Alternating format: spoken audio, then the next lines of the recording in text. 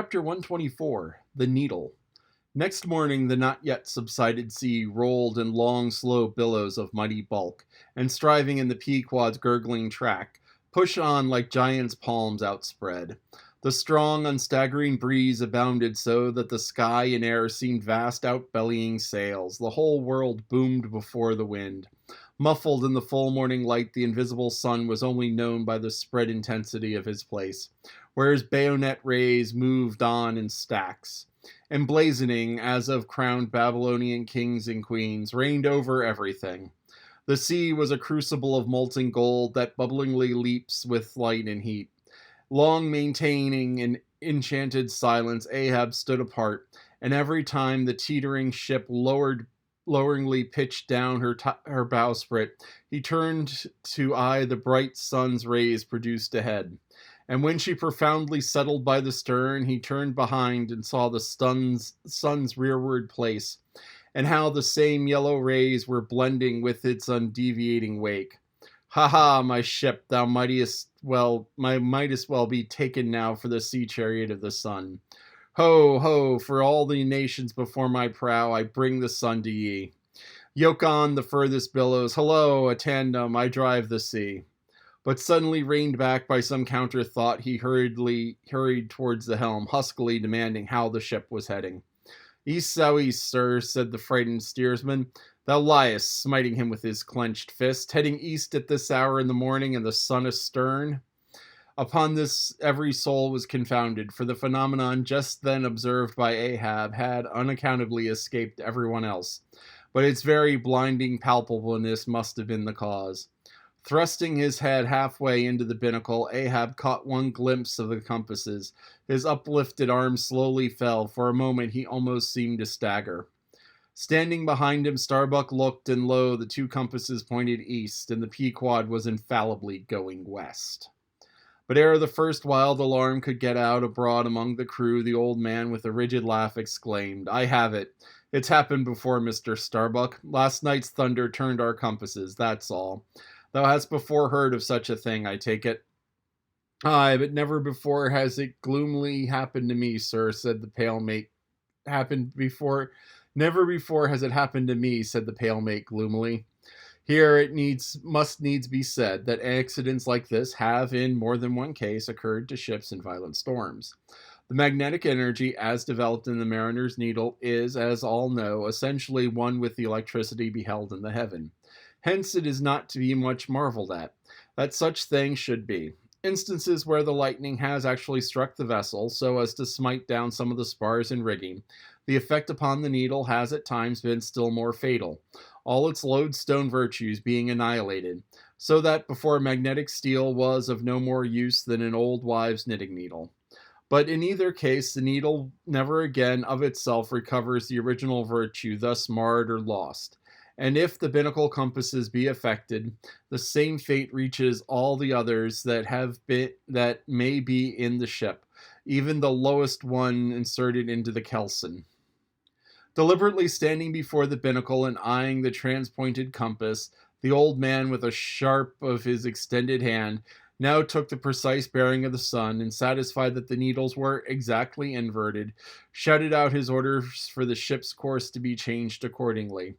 The yards were hard up, and once more the Pequod thrust her undaunted bows into the opposing wind, for the supposed fair one had only been juggling her. Meanwhile, whatever were his own secret thoughts, Starbuck said nothing, but quietly he issued all requisite orders, while Stubb and Flask, who, in some small degree, seemed then to make sharing his feelings likewise, unmurmuringly acquiesced. As for the men, though some of them lowly rumbled, the fear of Ahab was greater than their fear of fate. But, as ever before, the pagan harpooners remained almost wholly unimpressed. Or, if impressed, it was only with a certain magnetism shot into their congenial hearts from the inflexible Ahabs. For a space the old man walked the deck in rolling reveries, but chancing to slip with his ivory heel, he saw a crushed copper sight tubes of the quadrant he had the day before dashed to the deck. Thou poor, proud heaven-gazer and sun's pilot, yesterday I wrecked thee, and today the compasses would fain have wrecked me. So. But Ahab is lord over the level lodestone yet. Mr. Starbuck, A lance without a pole, a top maul, and the smallest of the sailmaker's needles. Quick. Accessories, perhaps to the impulse dictating the thing he was now about to do, or certain prudential motives, whose object might have been to revive the spirits of his crew, by a stroke of his subtle skill, in a manner so wondrous as that of the inverted compasses. Besides, the old man well knew that to steer by transpointed needles, though clumsily practicable, was not a thing to be passed over by superstitious sailors, without some shudderings and evil portents. Men, said he, steadily turning upon his crew as the mate handed him the things he had demanded, my men, the thunder turned old Ahab's needles, but out of this bit of steel Ahab can make his own. That will point as true as any. Abashed glances of servile wonder were exchanged by the sailors. That this was said, and with fascinated eyes they awaited whatever magic might follow. But Starbuck looked away. With a blow from the topmaul, Ahab knocked the steel head off the lance, and then, handing the mate the long iron rod remaining, bade him hold it upright, without its touching the deck. Then, with the maul, he repeatedly smiting the upper end of this iron rod, he placed the blunted needle endwise on top of it, and less strongly hammered that several times, the mate holding the rod as before. Then going through some small strange motions with it, whether indispensable to the magnetizing of the steel, or merely intended to augment the awe of the crew, it is uncertain. He called for linen thread, and, moving to the binnacle, slipped out of 2 reverse needles there, and horizontally suspended the sail needle by its middle, over one of the compass cards. At first the steel went round and round, quivering and vibrating at either end. But at last it settled into its place, when Ahab, who had been intently watching for the result, had stepped frankly back from the binnacle, and, pointing to the stretched arm towards it, exclaimed, Look ye for yourselves, if Ahab be not lord of the level lodestone. The sun is in the east, and that compass swears it. One after another they peered in, for nothing but their own eyes could persuade such ignorance as theirs, and one after another they slunk away. In his fiery eyes of scorn and triumph, you then saw Ahab in his fatal pride. This is the end of chapter 124. So, the compasses in the lightning storm got reversed. Now, compasses work on magnetism, where the atoms line up, all pointing in the same direction, and so some atoms have a sort of magnetic balance to them naturally. Iron is one of these. So, iron tends to align with north and south, but because it's all based on how far away things are, the north and south of the North Pole and the South Pole is way, way far away. So the iron, for the most part, is just generally jumbled in various different directions. And because you have one going this way and one going that way, the magnetic poles connect or cancel each other. So when you have a big mass of iron, it tends to be all jumbled and non-magnetic because you have each of the little magnetic pairs lining up against each other, canceling out the whole net effect. Well, what Ahab did was he took a big metal pole, he pointed it north, and he banged. And that bang jiggles the atoms a little bit. And they kind of settle down, pointing a little bit more north and south. They banged it again, and banged it again, and banged it again. And if you do this, if you take a metal rod and you line it up north and south, and you keep banging on it, it slowly begins to become magnetized.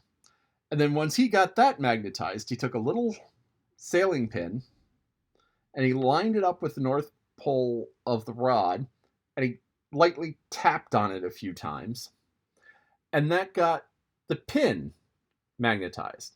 And the pin magnetized a lot faster because it had this massive bar of magnet behind it. So it got magnetized, and then Ahab just switched out the compass needles, and everyone was like, wow, that is so cool. And Ahab looked down at his quadrant while he was getting ready to do this. So he's like, man, I wrecked it yesterday. I shouldn't have wrecked it yesterday. And here he is. He's like, I am invincible. I am unstoppable. I control magnetism. I control the earth.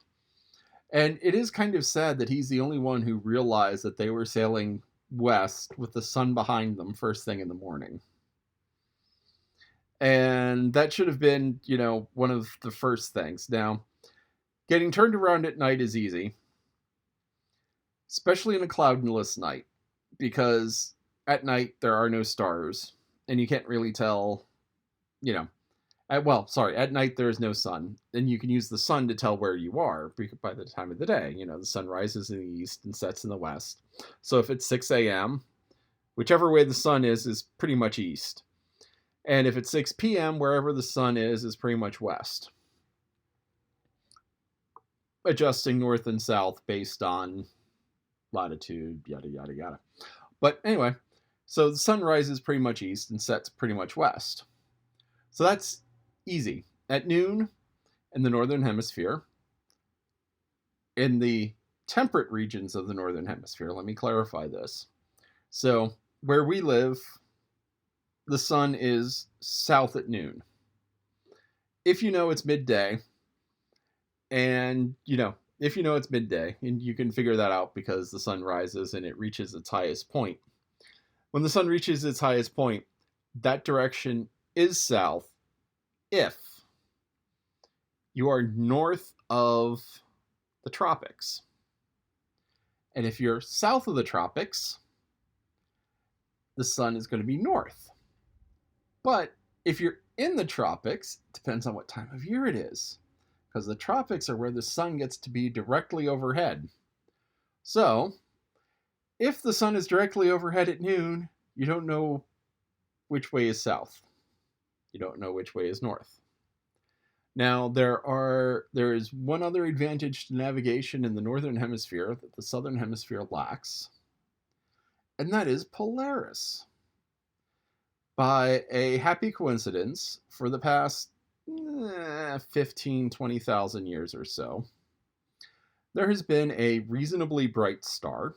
It's not the brightest in the sky. Some people say that. Totally wrong. There's been a reasonably bright star that is directly above the North Pole, the true North Pole, as opposed to the magnetic North Pole.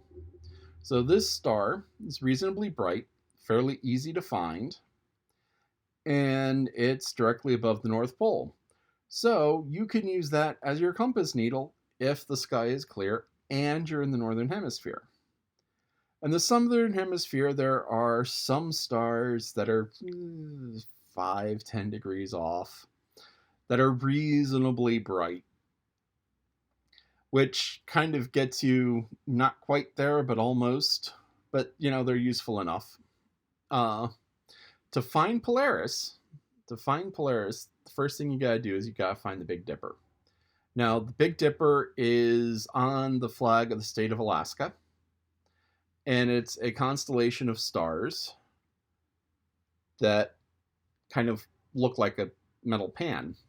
So, you have this bowl. And the two end points of the bowl, the far points of the bowl, point towards Polaris.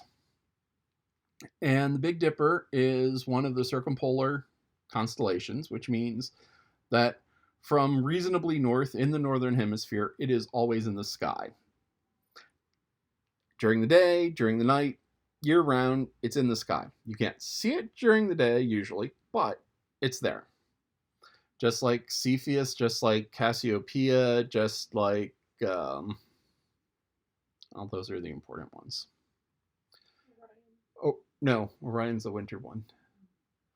Orion is probably the easiest to see, understand constellation because it has 3 huge, bright stars and a nice straight line. And those are Orion's belt. And then it also has Betelgeuse, a large, bright red star. And it has a couple of other ones. And I mean, all of these stars are just like bright. They're like first order stars, first magnitude stars. And I mean, Orion is easy to spot.